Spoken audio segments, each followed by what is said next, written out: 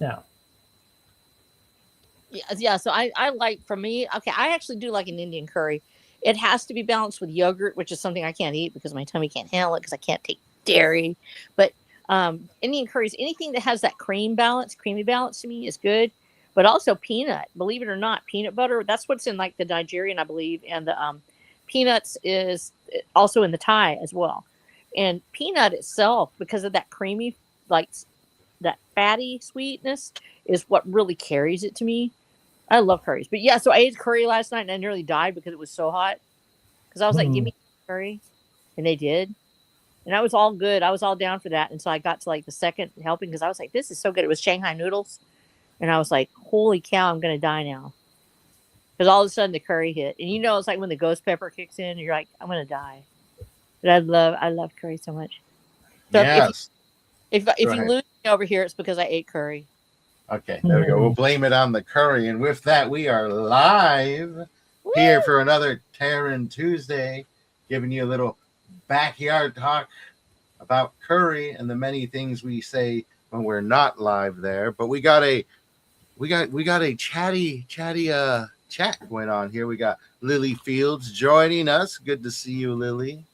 We got Moral Officer Gran as usual, and Aragmar in the chat, keeping Woo! everybody company as always. How are you guys doing today? Let's start off with you, Black Knight.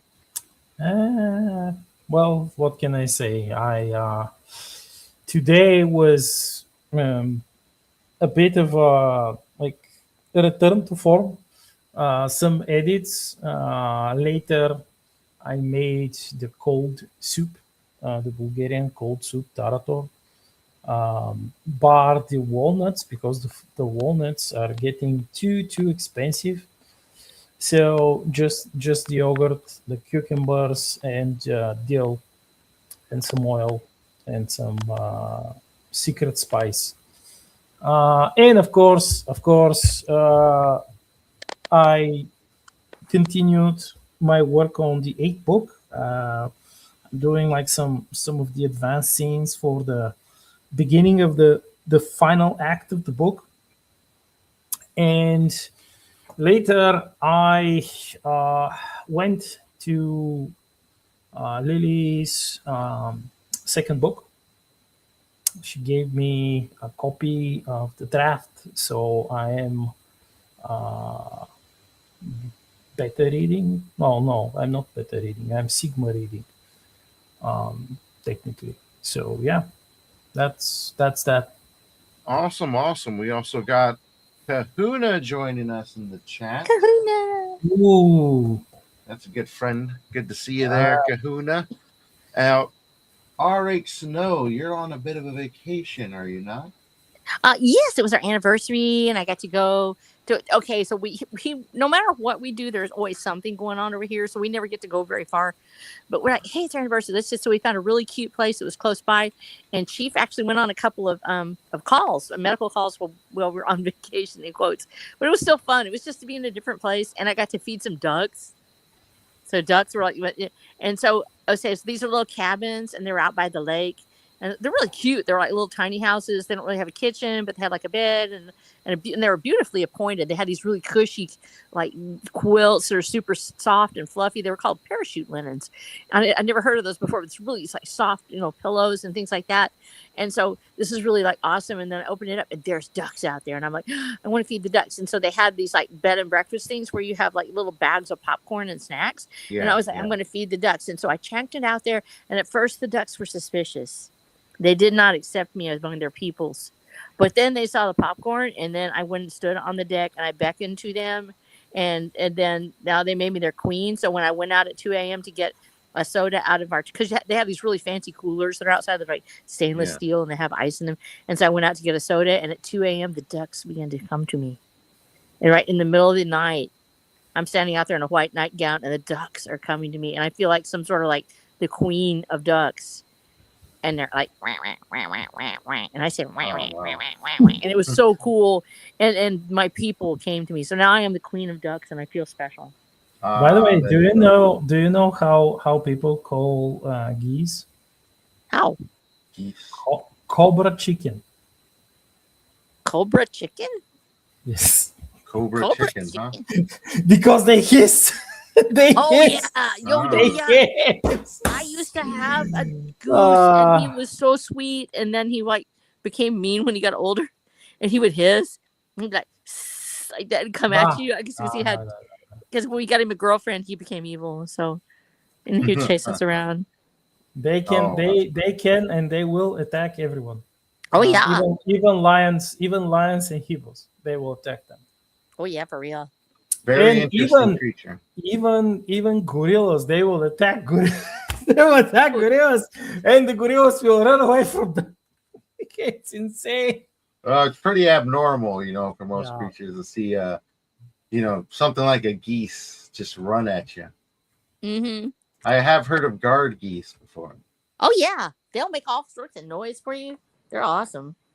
That's They pretty they will funny. let you know. Anybody comes on the property, they will start honking. That's pretty hilarious. I've definitely seen a few videos with that, but what do we got here? We got Kahuna chiming in. A swan is like the final boss of American birds.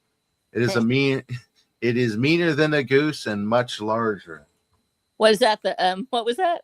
The swan. The swans. Yes, swans can kill you. I've never seen a swan before. Swans are awesome. They're huge though. They're way Yeah. bigger. Oh, that's such a pretty animal. No, they're like 6 foot long. They can weigh up to 40 pounds, and they can actually sit on your head and drown you. Interesting. I have to look into swans. We have Lily saying we got chickens, turkeys, Yes. and ducks down there. Yes, they have. Yeah.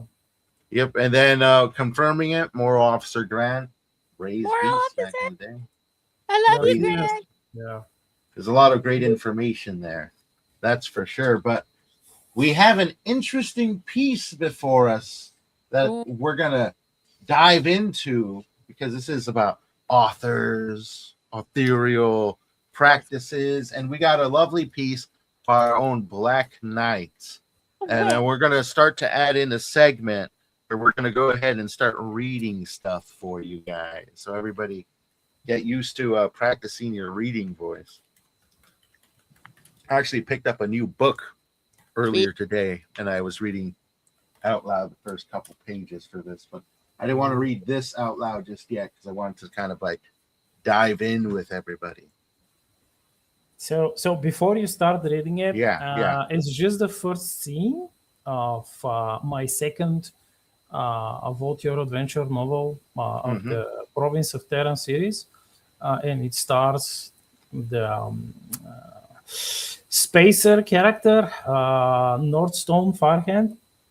And for those you know who you are, I realized that you've got to know where that name comes from. Yeah. Oh, okay. Interesting stuff. Okay, let me go ahead and bring it up right quick here. All right.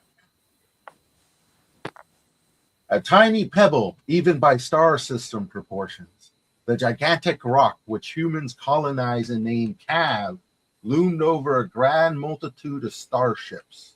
For an incalculable, I'm terrible at picking a lot of syllables, incalculable numbers of reasons vessels from all across fringe space and beyond were dawned to this egg-shaped asteroid.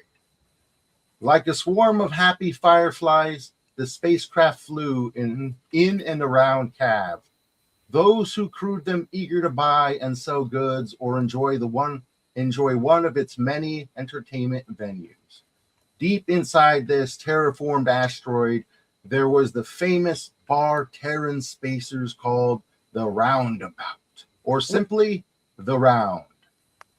Remnant of the early space exploration days, one aging and otherwise useless hangar was transmogrified into a place of legendary renown.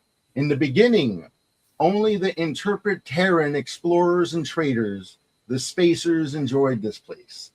They shared their family recipes and celebrated each other's triumphs of exploration or commerce. Precious fresh ingredients were bartered from all the tiny colonies across the fringe.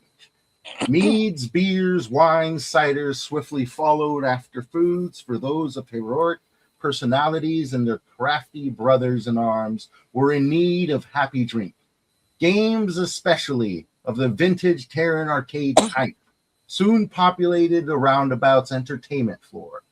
There, spacers constructed dueling arena where they could participate in friendly gunslinger competitions, test their skills with the pistol, yet there were always those who thought themselves superior and above those humble explorers.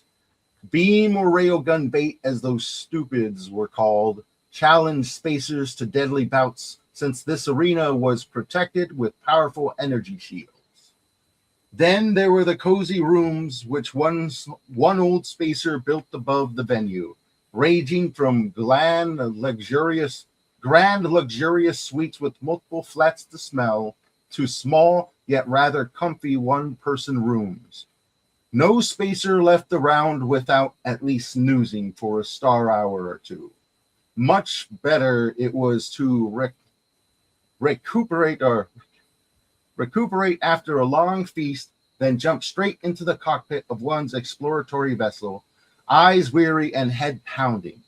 Today was Adventure Friday, a glorious tale-telling day when yet another spacer of renown would share their newest escapade. Thus, the round became populated with all sorts of patrons, most eager to feed their brain cells and satiate their souls from the true heroism. Glittering with hollow lights, the lower floor rumbled with happy chatter, the clank of full glasses, the clink of plates and utensils. Hundreds poured in, their presence made noticeable to the servers when they blocked the hollow reflectors of tables and chairs. And that's the piece right there. Very, very atmospheric, if I do say so. Yep. That's it took me more than a few years, but I kind of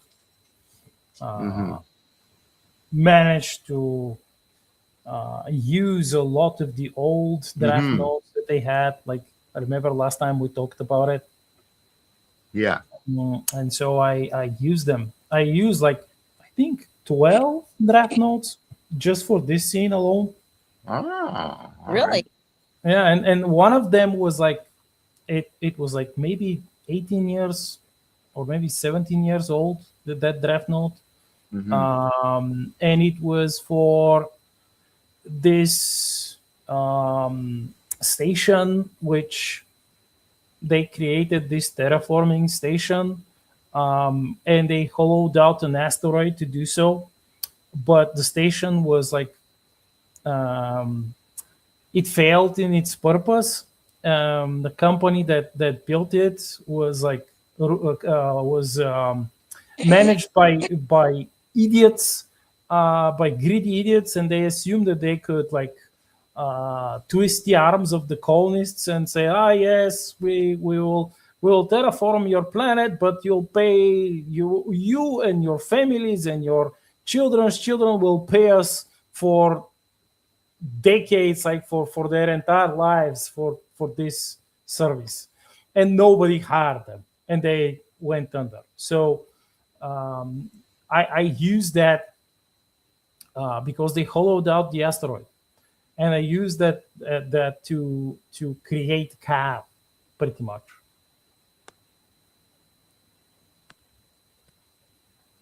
Now, I love the fact that you had used all of your different draft notes, from different things to put this together, because there's so many times we'll have a little snippet of something in our head that doesn't really fit what we're working on. It's just a scene that we see. And to be able to weave that together like that to create this wonderful place, because first of all, I'm so stoked about the fact that you made that literally the tavern where you meet in the tavern. But instead of a tavern, it's a space, a hangar with, and it's still a pub, I guess, in that sense. But it's a place to go and have drinks and to share food and to be together. And just when you land, somewhere in that sector, you're going to head for this little special place that and everybody gathers up. And having been a part of a a group of people where you do travel and you go from place to place. There's always one place that you go in any particular sector or any particular area of the world where there's this really special one. It's like, as soon as I get there, I'm going to go, the Black Diamond in Corpus Christi, or I'm going to go to, it, Mark Martinez is in Dallas or something like that. You go to this special place that only you and a few of your friends know about, but then everybody starts finding out about you. Like, what are all these other people? It's no, Yeah, it's overpopulated. No, and yeah, that's one of the beauties with this place is that spacer culture is uh-huh. not. It's like, Yeah. yes, we're accepting, but we will vet some people. Like, we are not we're not going to allow this. This is our space, our culture. Yes, we will accept the people who are respectful of our culture, but we will vet pretty much everyone out. And of course, they have like specific number of people that they can accommodate, even though it's like it's a huge space.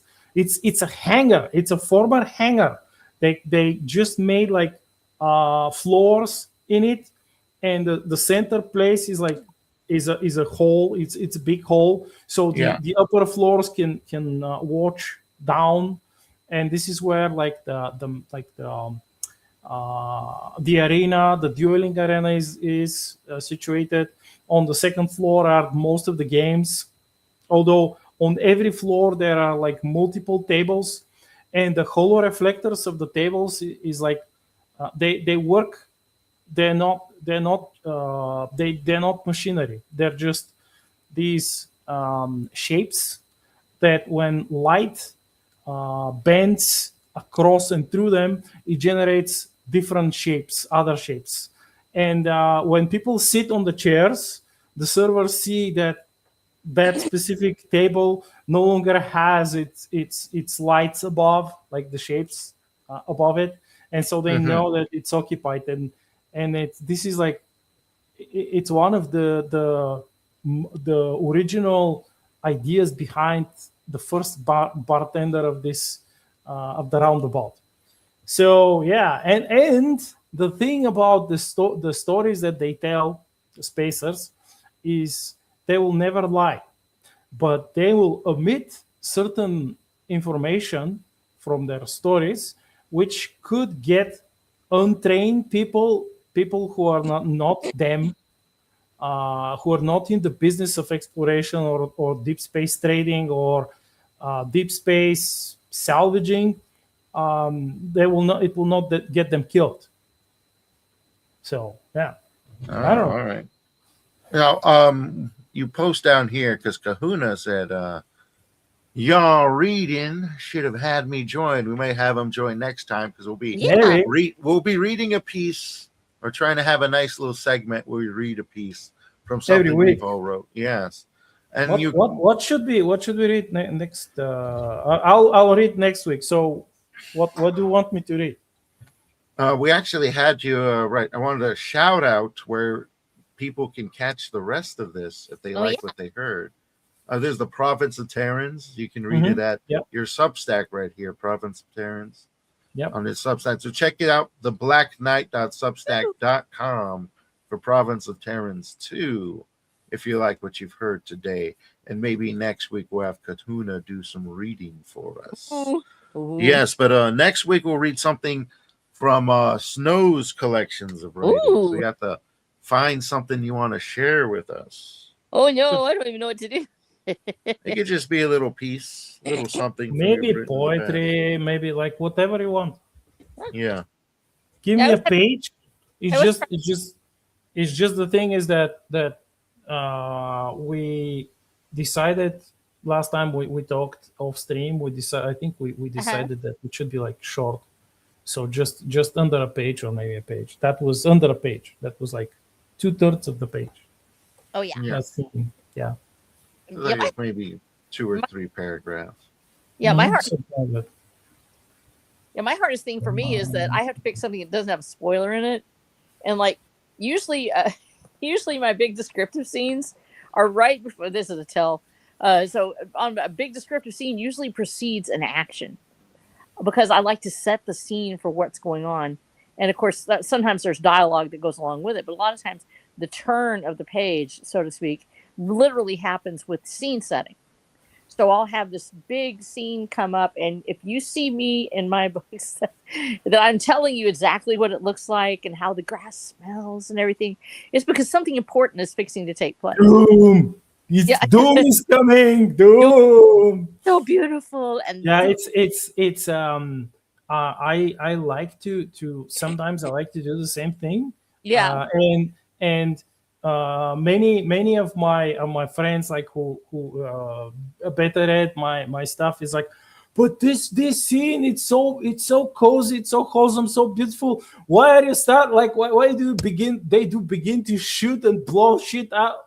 because that's Right? what the world That's is. the idea.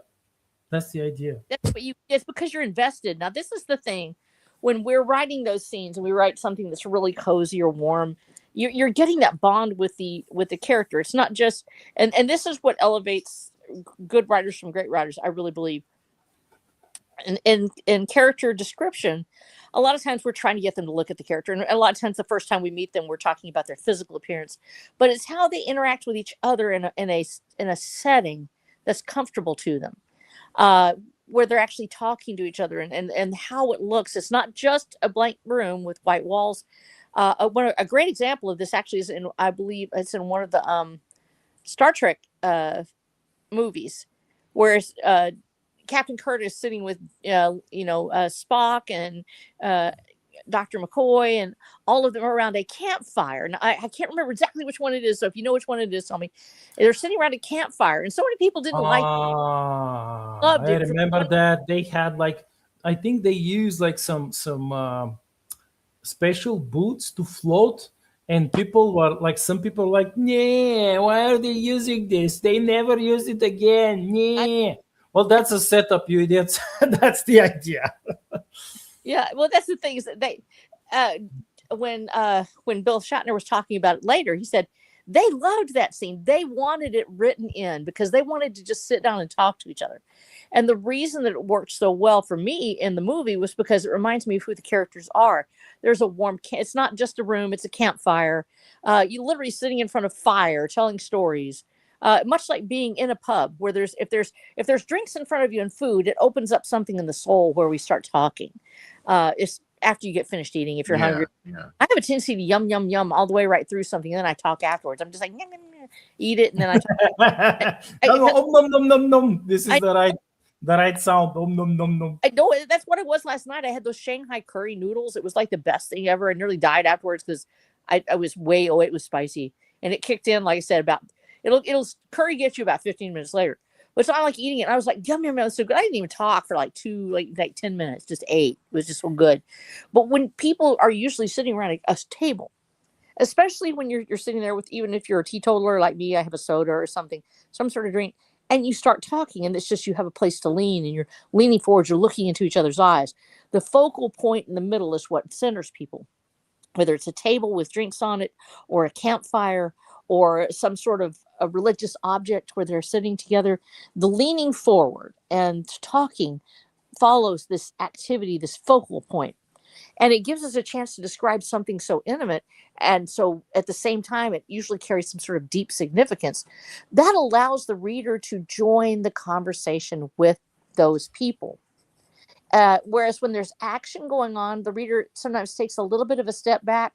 They're trying to figure out what's happening. The characters may be doing something that they haven't ever done before. A lot of times when the watcher's fighting, he's using techniques that other people haven't used. There are real techniques. I try to always, go through and actually study mixed martial arts and self-defense and combat to try to make sure that I'm using realistic moves. But when he's doing that, a lot of readers will step back to read the scene. When they are sitting around and walking down a trail, or just talking to each other, that moment that they literally can go ahead and talk to each. We as readers join those moments. We become part of the team. And so those cozy little hideaways that have that resonance, even though it's an alien world with a giant, hangar in it, cavernous, that makes it exotic and fun. We look up and we want to see. It's like going into a new place. But it's that camaraderie that is displayed there that allows us to join the party. We become a part of the action, not just observers, but part of it.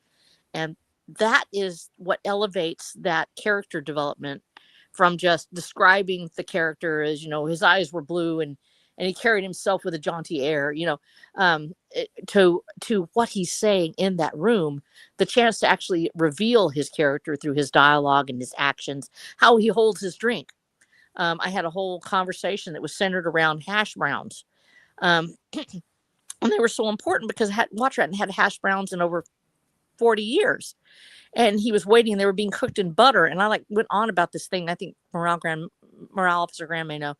where I went on about it for 15 minutes, just the fact that he's staring at these hash browns while Dominic is talking to him, the mentor in the party, and scooting these around with onions, unless he adds the onions in and they start to caramelize.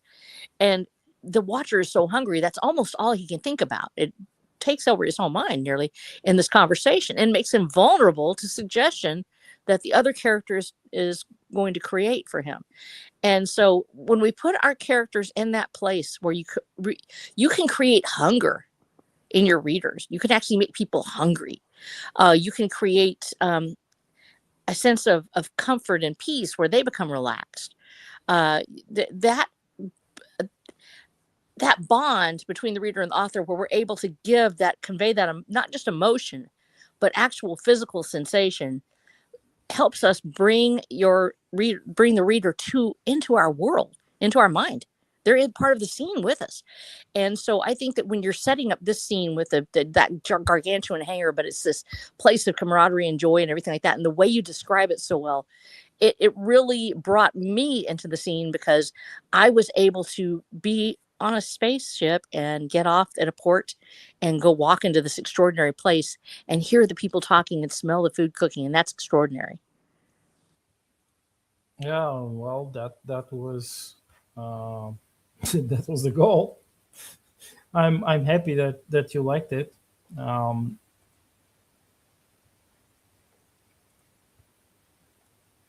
Yeah.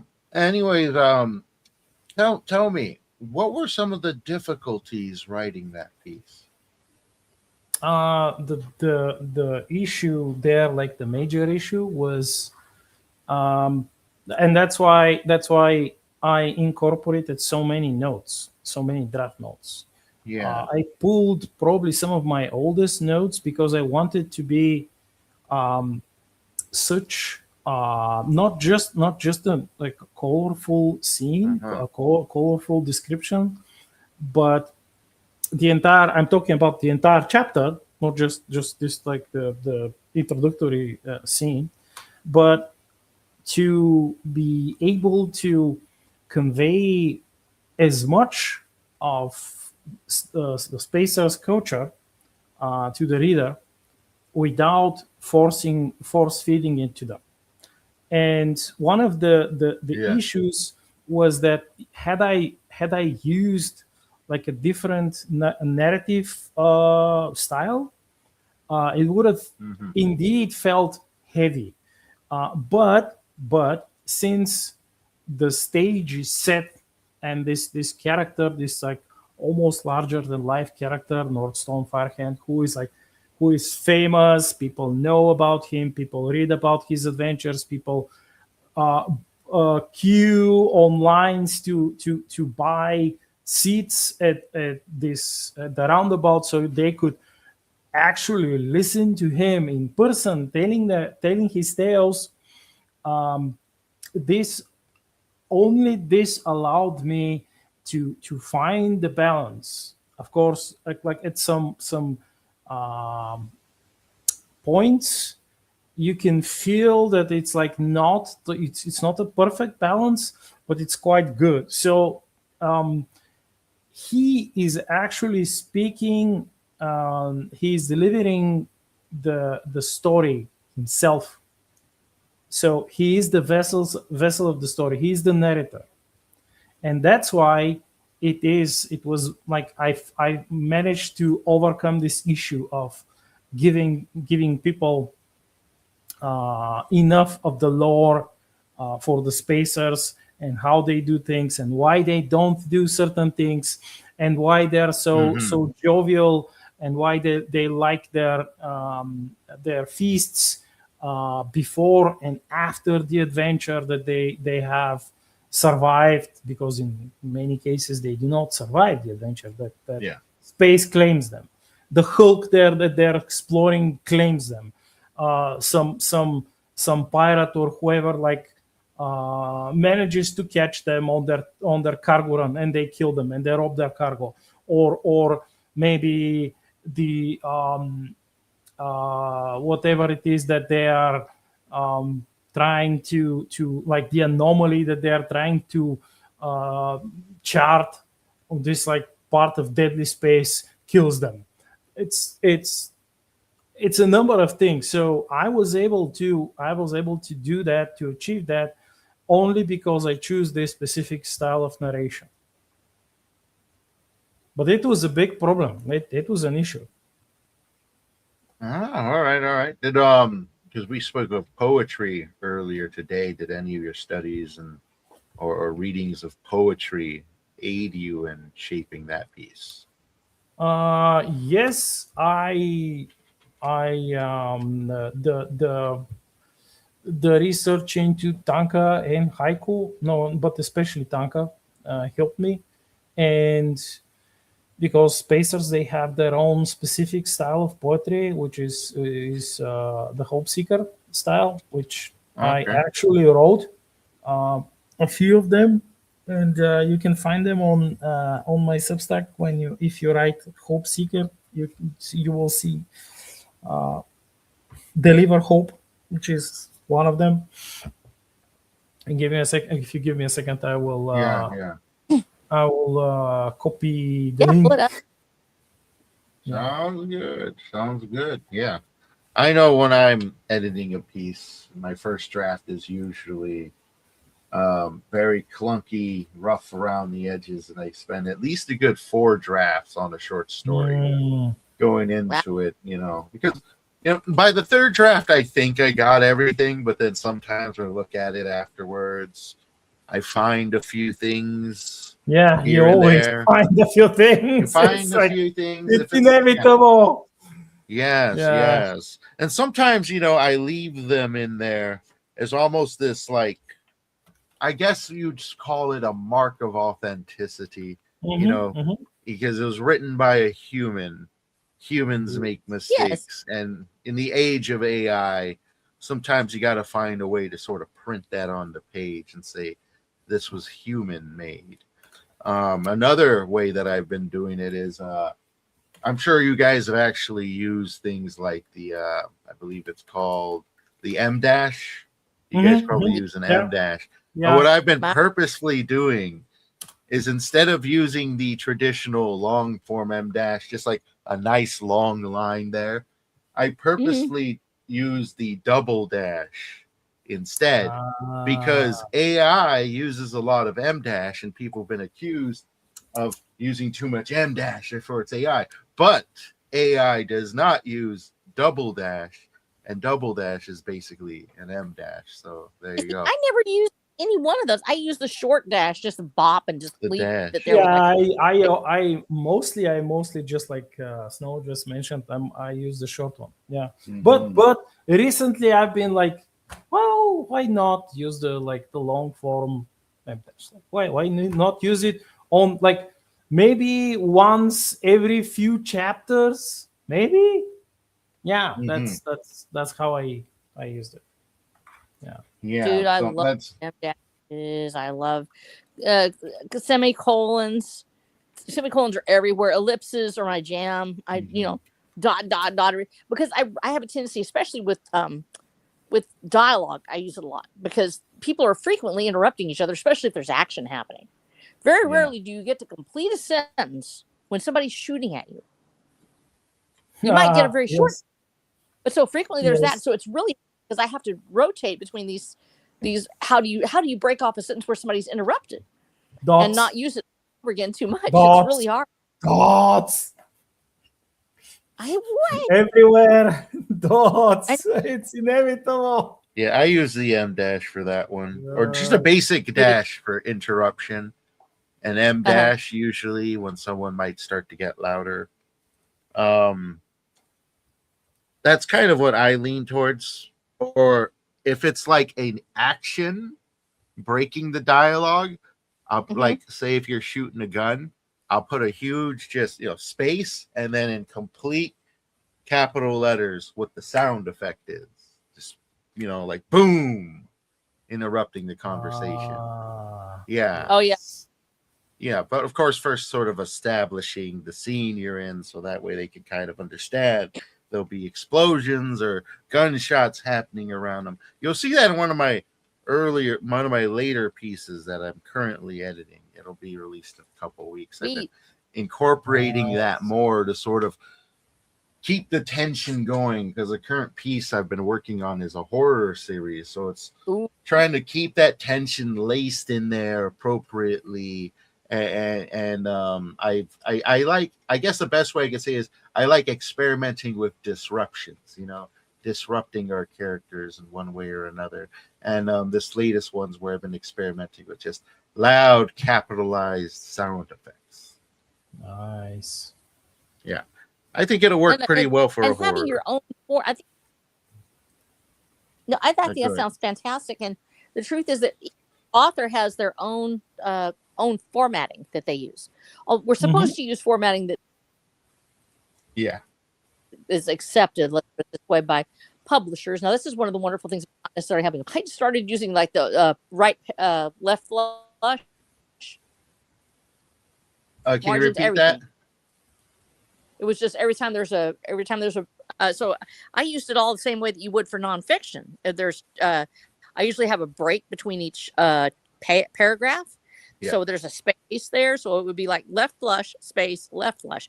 Well, so imagine my surprise when I find out that everybody tells me you can't do that with fiction. I was like, I didn't know there were rules Really? that said not do it.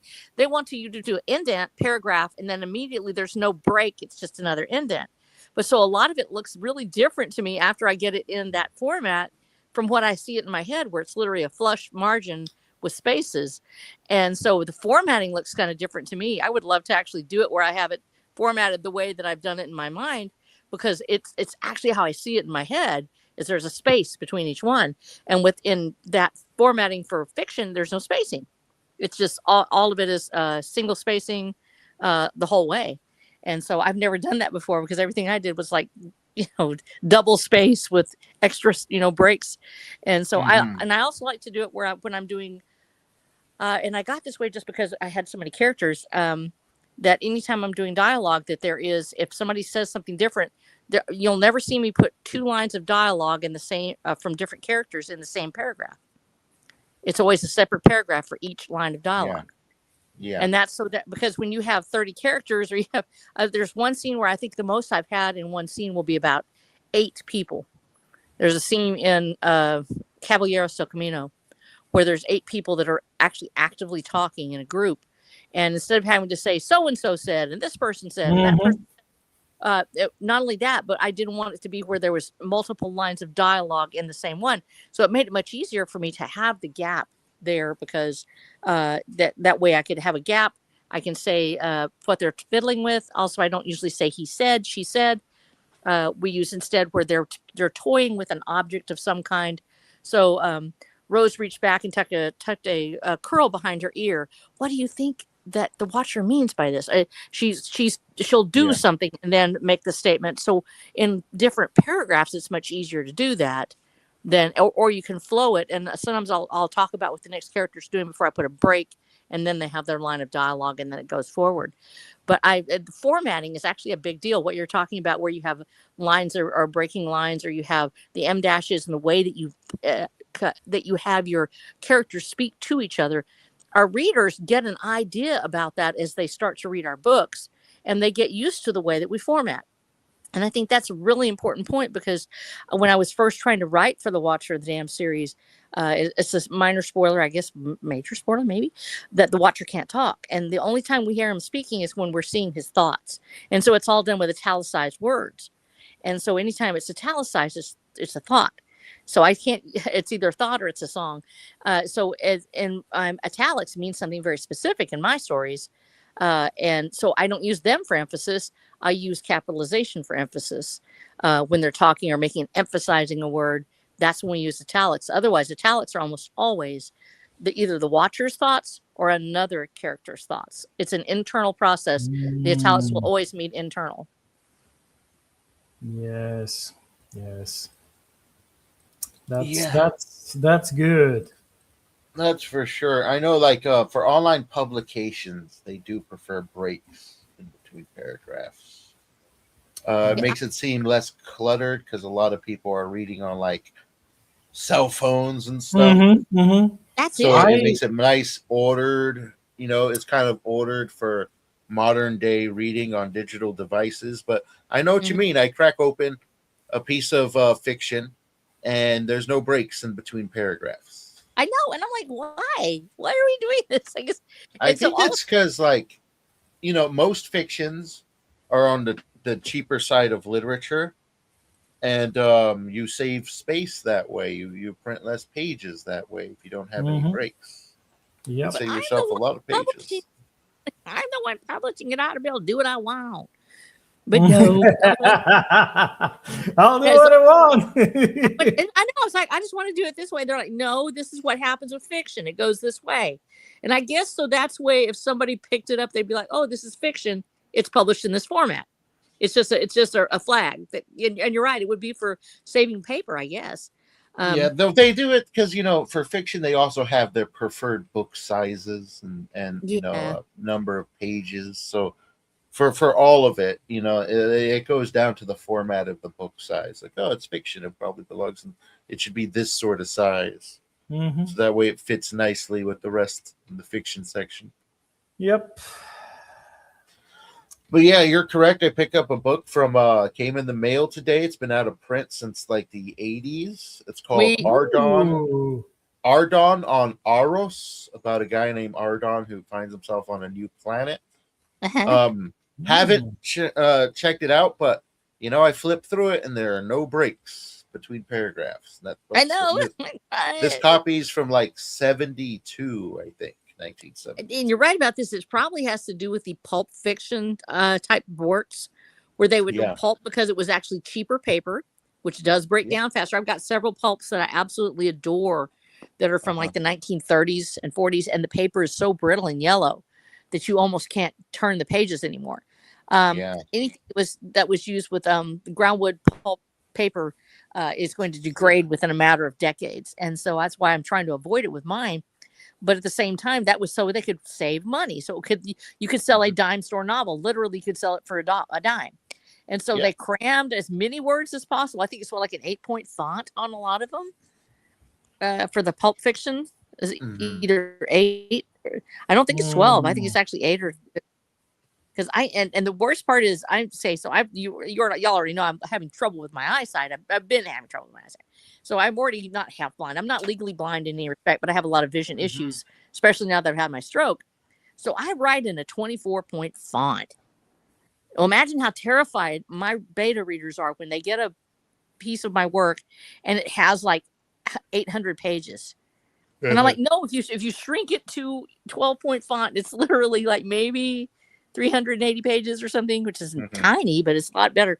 But yeah, so I have to blow mine up, and then when I take it down to, and my smallest I'll make mine is 12-point because I have pity on the people who have to read my books later, including myself. I want to Hmm. be able to read it, but I think the pulps, if I'm not mistaken, are 8-point.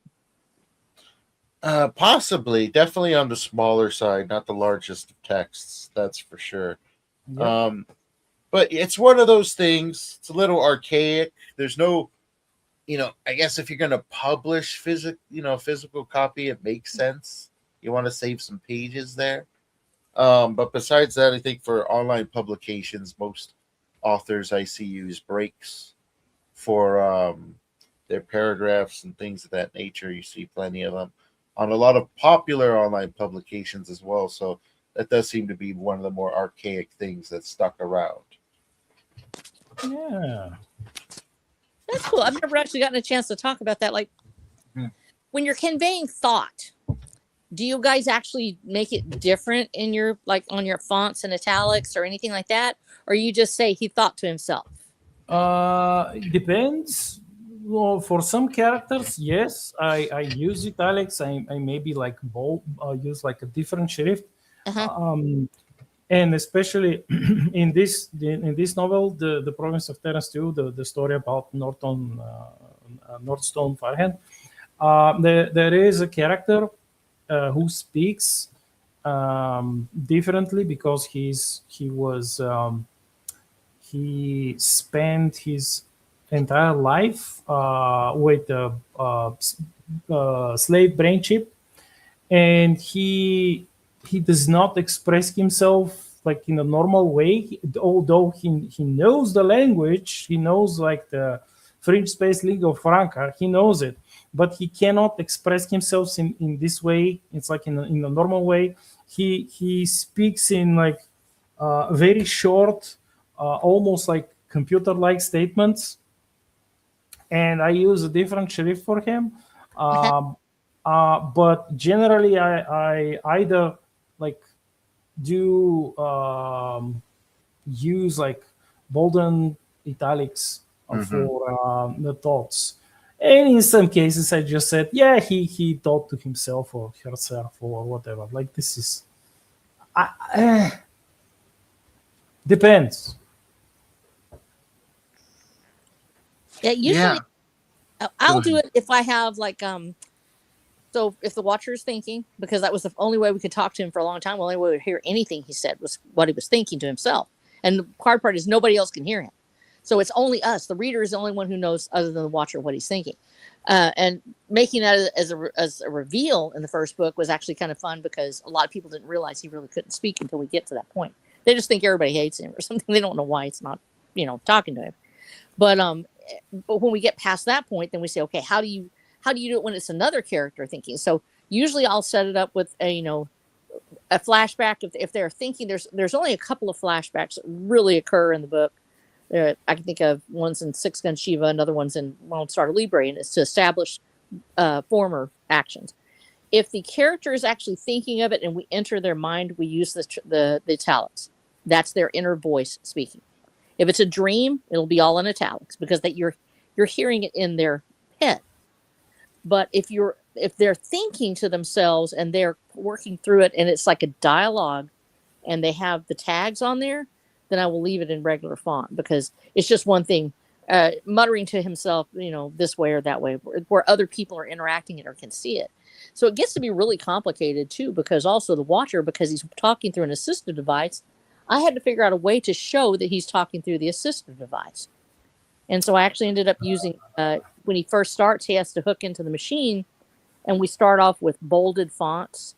And then as we go further in the book, his situation changes. There comes a point where it's not just an internal, first it's just internal dialogue between him and another character, where they're being able to be heard through a text-to-speech transaction like you'd hear on a phone. Then we have a point where he's able to share that information with other people in a greater forum, and we had to go to no italics. Now it's just a bolded font. And then we go from there to when he's finally able to be heard, like by people's ears in a group. He's still using an assistive device. We have to show it somehow, but we still want to let people know they're hearing it like they would actual regular dialogue. So we gradually switched over, and I had to introduce it several times so the reader would learn what I was doing. There's a hashtag in front of each one of the watcher's spoken dialogues, because he's using coding. It's coming through the computer. I had to make sure I did it where I wouldn't actually accidentally code someone's computer if they pulled up the text. It's hashtag. Then if it's quotes, he's actually hearing them, and it's in a bolded text. And if it's just internal dialogue, it's all italics with bolded. But as soon as he goes outside and people are able to hear him on their ears, now there's just a hashtag, and it's actually in quotes anymore. So we had to introduce it, and because I've got a long series, I talked with one of my, because I have my editor, and I also have my marketer. She's the one that we started out with before I was able to get any editors at all. That's my marketer. And I said, how do you want to do this? She said, if you introduce it enough times, your readers will know. So it's really, and I was like, Okay, but what do we do if they pick it up in the middle of the series, and all of a sudden they're just confused? So I usually throw in one or two little lines about what he's doing, how they're helping each other, how he's having this assistive device to help him communicate. And then we have points where he loses the device, where he won't be able to use it anymore. And he has to go back to communicating through hand signs and signals. And that gets really tough because we take the reader back to just the internal dialogue or his struggling to speak to somebody. So formatting becomes the only way that we really can indicate when he's using this, because we don't want to say each time, and he uses the assistive device to talk. So we have to have that trigger for your reader, and it's like training them to say, okay, when you see the hashtag, he's using the ring. When you see the hashtag with a bold, he's only able to talk to Rose or something like that. And it's without making it too complicated. But the weird part is, so far, and I don't know, maybe somebody else would have a different experience. So far, I've had absolutely nobody complain to me about the formatting on it. I have never received anybody saying, we don't know what's going on, or why did you do this? That is a kudo to my people that I'm working with, because I came up with that. But them encouraging me to go with this system actually worked out. So trust your gut when you're writing. Be willing to be creative with formatting to convey the emotion or the text or the dialogue that you have. Don't always go by Chicago rules. I think that we need to be able to be creative in breaking free of some of these rules. And I'm not saying all of it, because I know we have to have rules in order to read what we're looking at. But I really do think that being creative with it opens up a world that otherwise would not be available to us. And there comes a point where you do say, heck with it, I'm going to try this thing. Yeah. And it worked out for me. It was actually because we didn't have anything to go off of. And fortunately for us, now we do. So I was really excited about that. Nice. Nice.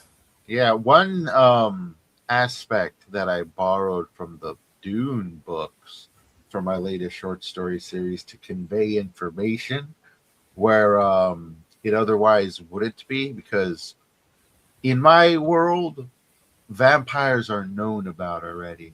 But the in general consensus when it comes to most fictions set in similar locales, such as mine, which is like a cyberpunk urban environment, people naturally assume that vampires are sort of this unknown thing, underground in some way. So to convey that in my first story, as well as a separate story, a few stories that kind of peppered in between, I created fake book quotes and put them right at the end of chapters, right at the beginning of chapters, So cool. revolving around it. Nice. Yeah. I put some in my first one, basically to just say right off the back, hey, these people know vampires are real. Okay, we're moving on now. Yes, Chapter 2. yes. Yeah. This is like one of the things that, oh, you shouldn't be doing this. Why? This is Mhm. great. Why shouldn't we do it? Exactly. And What's the problem? I was reading the Dune book, the first one again, and they do that like they do that in every chapter. I thought, they use it as a great way of setting up the theme, and I'll just lift it to add in some atmosphere, some world building, and just get a message across. Yep. Yeah.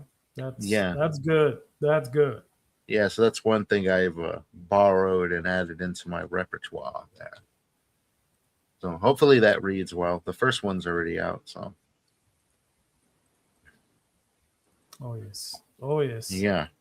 So besides that, what are you guys currently working on, and what can we expect in the near future from you?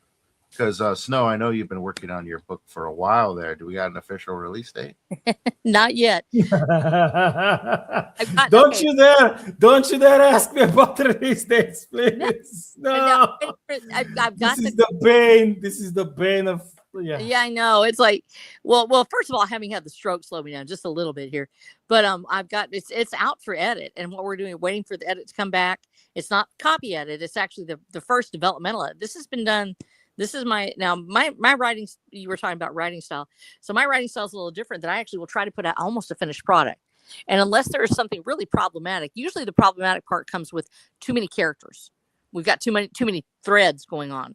And actually, when I started the last series, which is the Road series, this is the final book that's coming out is Hellbilly Highway, which is the last one in the Road series. So we have Trail of Travail, Caballeros del Camino, and then Hellbilly Highway. They're all about being on the road, about traveling, about trying to get away from the system. And so those books, when I started it off, I had this whole line, and Stephen Black, who was my developmental editor, said I had other readers that were cool with it. He was like, it's just too many threads going on. It's easy to get lost. We talked a little bit about Game of Thrones, which I have not read, but he was talking about how it's easy to get lost sometimes. And instead of doing that, let's try a different approach. So I took his advice on it.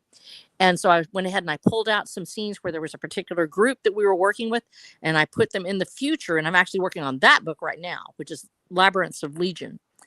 And so that's my next book in the series. And I've already got it almost 90,000 words now into it. So Hellbilly Highway is completely finished. It's ready. And I feel like probably when it comes back from developmental edit, other than a few tweaks, we'll be able to go directly to copy edit. And so I'm hopeful that by the end of summer, and I say that because I know that I can get that one done, unless there's something truly terrible about it. And so far, my beta reads have been great. There's people love it so far.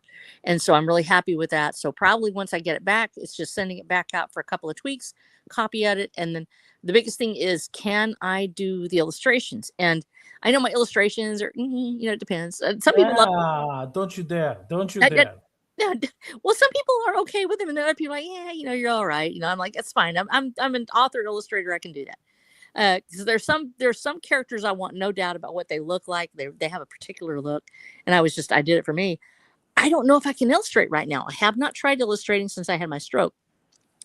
Now, my stroke wasn't huge, and so it did affect my eyesight. I do have a permanent vision defect now. And it actually it's on both eyes. So it's not anything I can really do about it. You can't fix it with glasses or anything like that. It's how the brain interprets it. So I have not yet tried to illustrate. I did talk to my daughter, who is my cover illustrator. And what I said is, if I can't do it, because there's two things that can happen. You can put your finger to the page, and I've always been able to draw intuitively. I just start sketching. I don't usually have a guide. I don't have a model. I just start drawing what I see in my head. But in this case, there's times when something will happen like that. That's a neurological defect. And it could actually end up that maybe I can't do that interpretation anymore. There may be something that I'm not translating properly. So I've talked to my daughter, and she's my cover artist. And I said, if I can get down the basic sketch for you, will you finish it out for me? We're not going to use AI to do anything.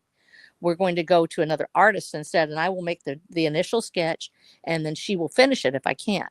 But that may add time onto it. So usually I have about 20 illustrations per book, depending on which one it is. And so first I have 130 hand-drawn illustrations that go with this book. Some of them were never used. Some of them are been reserved back, and we'll probably put a book out afterwards with all the unused illustrations. But so if I have those, I'm probably going to pull back maybe a little bit, since I'm not sure how much I can do yet.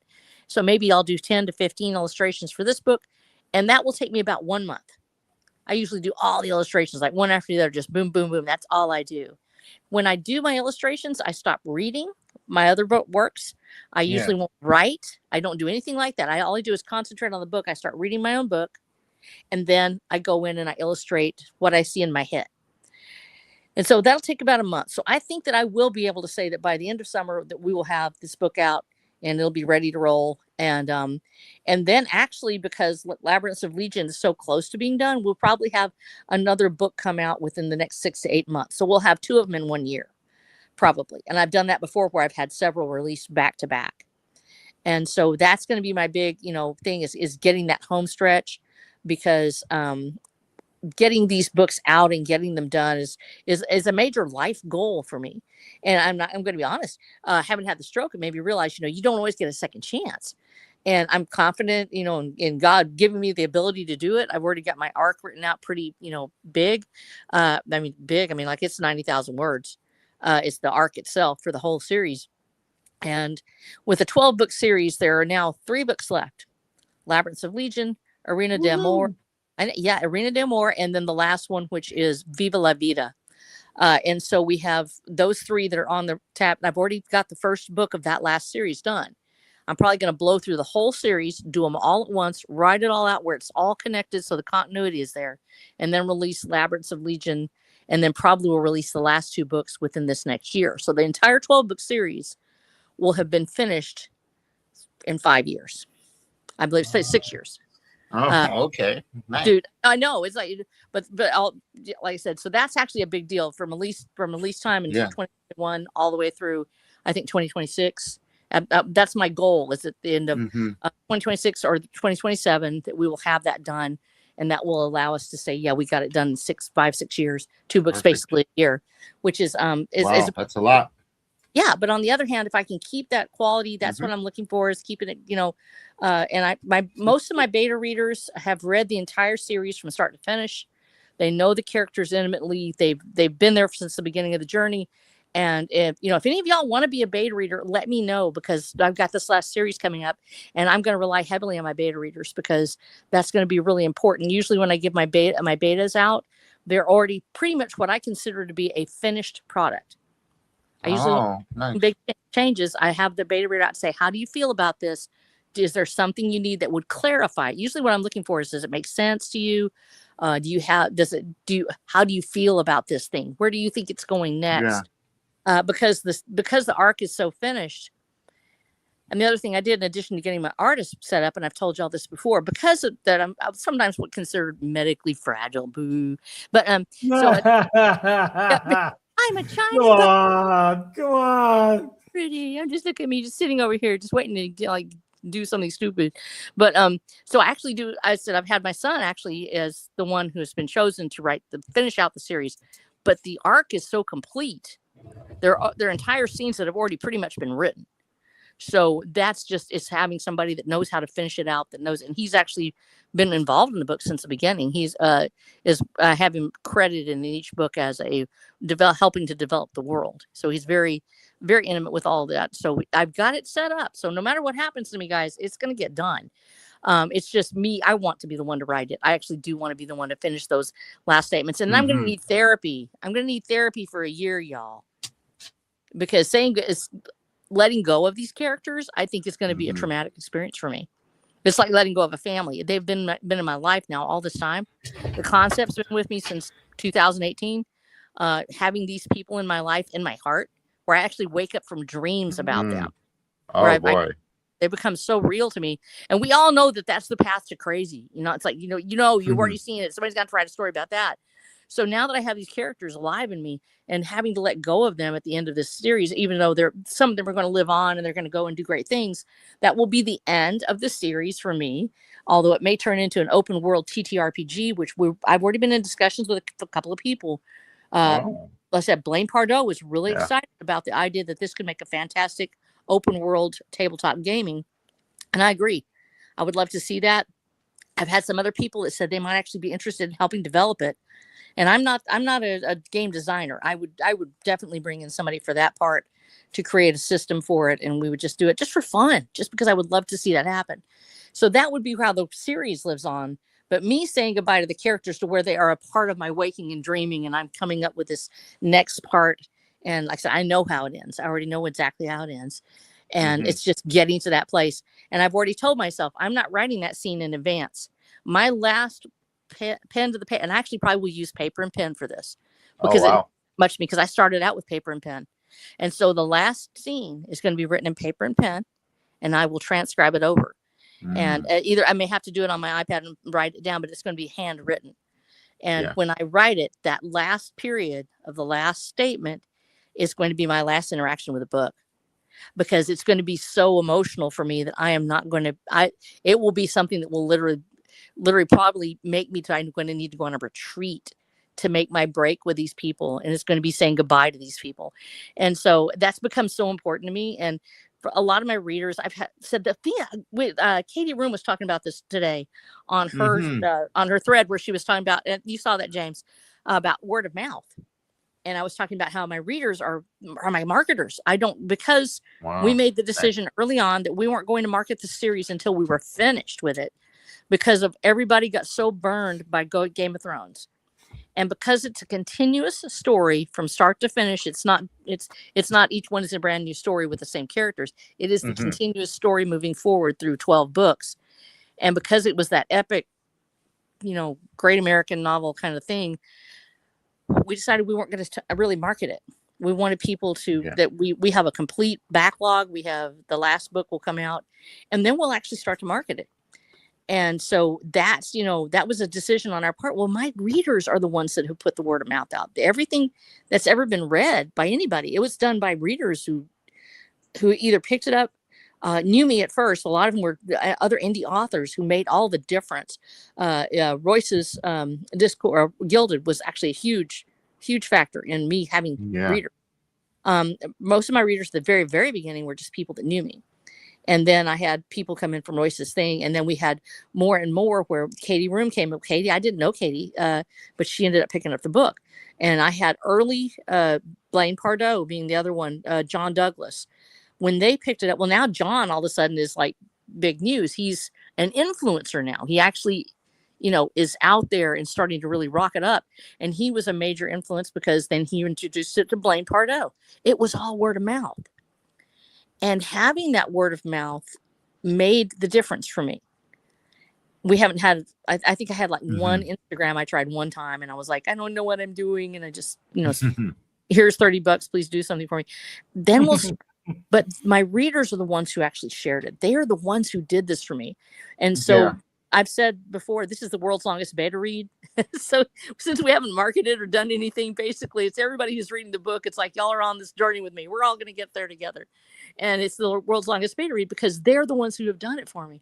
And my readers have been just so fantastic with it. So probably going to make a call for if they want to, do a beta read on the last 3 books, they will get early access on it. And so far I've got several of my people that have showed up that have been there for the whole ride, and it's been amazing.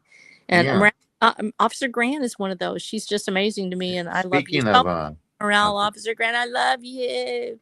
Speaking of beta readers, we have Lily Fields saying, I'd be honored to be a beta reader. I would love you to be a beta reader for me, Lily. You're so amazing. We also got Wrangler joining the chat here. Wrangler, what you doing, boy? Hanging out there. Sorry I interrupted you. You were going to say something, Snow? No. I just readers are the ones who do it. And Katie said the same thing. It is going to be word of mouth because with so many people having the curtain pulled back on the publishing industry where it's garbage. There's so much garbage out there. And we're not talking about just AI. We're talking about people that don't even know how to write. Or the stories aren't really that good. But they're being fronted by these massive corporations putting out tripe or whatever. And there's some of it that's good. There are some things worth. We also have we have King Bob joining us. Oh yeah, King Bob. I'm reading. So the one thing I want to mention when you mentioned you spoke about the mainstream publishing and the slop is that we have fake indie publishing publishings which are actually mainstream slop disguised as indie, and but all of their production is like suspiciously crisp, and you know how it's not homemade. No. That's not. You can see it. It's like, oh yes, we're indies. No, you're not. No. They literally hit the ground and they have 200 views already, or they have something else out there where there's a sudden spurt of growth, and it's astroturfed like they do for politics. There's a lot of that, yeah. But and here's the thing: we have so many great authors out there. I'm going to point out somebody, Bob, if you're out there, and King Bob was sharing some stuff with me. His writing's fantastic. I've been reading it. Like, these people deserve to be read. You deserve to be read, guys. I'm telling you right now, Bob, I've read your stuff. There is no reason for this to not be a hit. There's no reason for people to not love what you're finding. Do not gauge your success on what the publishing industry says is success. Don't do it. Base it on whether or not you have readers who love you, if you have friends who are willing to tell people about your works, and if you can find the niche that loves what you do. That is a measure of success that no one can replace. It is not able to be created. Fear of missing out, where people go on, oh, I read this book and it's so great because my friend read it, and because we're all going to navel gaze and talk about what it really means, when in reality it never resonated in their soul. Give me one reader who loves it, who wants to read, who is excited about what is going on, not because they heard everybody else talking about it, but because they found it and because it spoke to their soul. That's what you want. And we have people like that. There's no reason that King Bob or Christian Mangrum or Wrangler shouldn't be at the top of the list. Now, Black Knight, you've had actual success in your sales. You've got hundreds of reviews. And tell me a little bit about that, because it's like you're basically the dude that has the most exposure. And you have this solid, dedicated fan base.